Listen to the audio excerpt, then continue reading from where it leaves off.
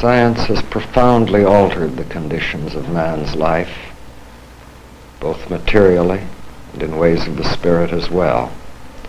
It has extended the range of questions in which man has a choice. It has extended man's freedom to make significant decisions. No one can predict what vast new continents of knowledge the future of science will discover. But we know that as long as men are free to ask what they will, free to say what they think, free to think what they must, science will never regress, and freedom itself will never be wholly lost.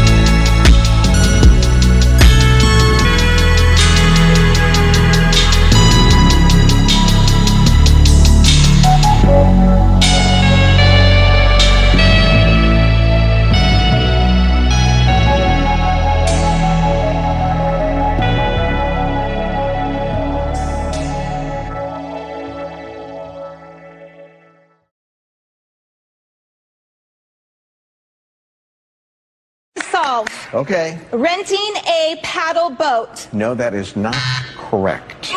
Sean, it's your turn.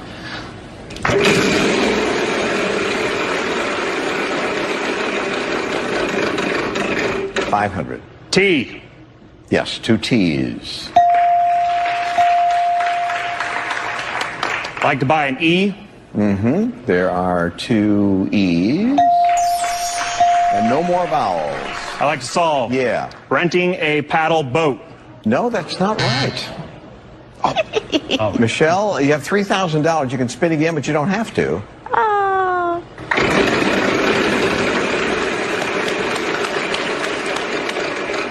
$600. What letter do you want?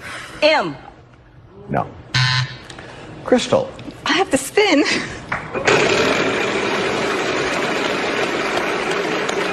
$900. W? No.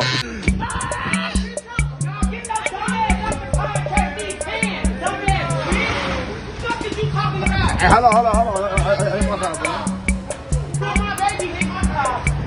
All you gotta do is touch this bitch. On my baby, hit it. On my baby, hit it. On my baby, hit it. Hit it, I did. On my kids, ain't for the move. Ain't for the move. Ain't move. Ain't for the move. Cause if she hit it, it's dead.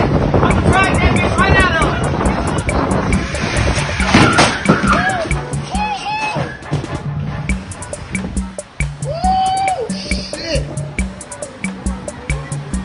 Hey, move your car, son.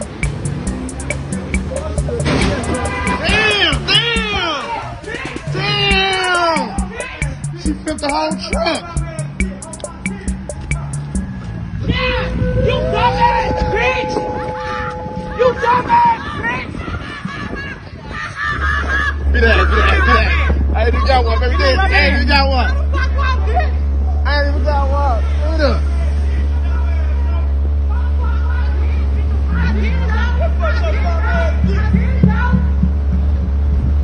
She just tweet.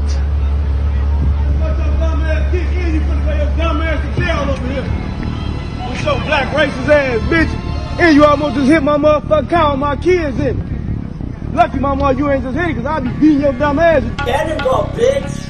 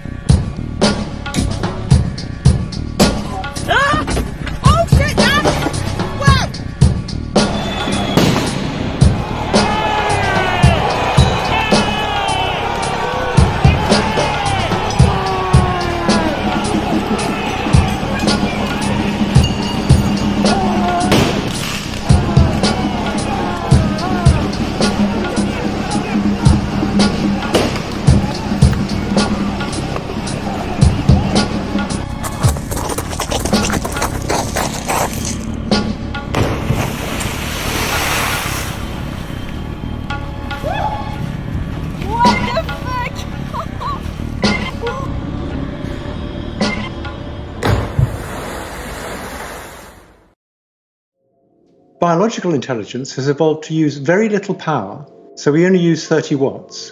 And we have huge numbers of connections, like 100 trillion connections between neurons. And learning consists of changing the strength of those connections. The digital intelligence we've been creating uses a lot of power, like a megawatt when you're training it. It has far fewer connections, only 1 trillion, but it can learn much, much more than any one person knows, which suggests that it's a better learning algorithm than what the brain's got. Well, what would smarter than human AI systems do? What's the concern that you have? Well, the question is, what's going to motivate them? Because they could easily manipulate us if they wanted to. Imagine yourself and a 2-year-old child. You could ask it, do you want the peas or the cauliflower? And the 2-year-old child doesn't realize it doesn't actually have to have either. We know, for example, that you can invade a building in Washington without ever going there yourself by just manipulating people. But imagine something that was much better at manipulating people than any of our current politicians. We're entering a time of great uncertainty where we're dealing with kinds of things we've never dealt with before. It's as if aliens had landed, but we didn't really take it in because they speak good English. We should realize that we're probably going to get things more intelligent than us quite soon, and they will be wonderful. They'll be able to do all sorts of things very easily that we find very difficult. So there's huge positive potential in these things, but of course there's also huge negative possibilities. And I think we should put more or less equal resources into developing AI to make it much more powerful, and into figuring out how to keep it under control and how to minimize bad side effects of it. Well, come on, Ocho, come on, hurry up! Yeah, this thing's a piece of shit. Let's go do something else. Yeah, come on, Hobag, get me chicken pot pie. Hey, you squeezy little mouse, go get it your sorry ass self. Don't talk to me like that, bitch. Get out of my way, you piece of shit.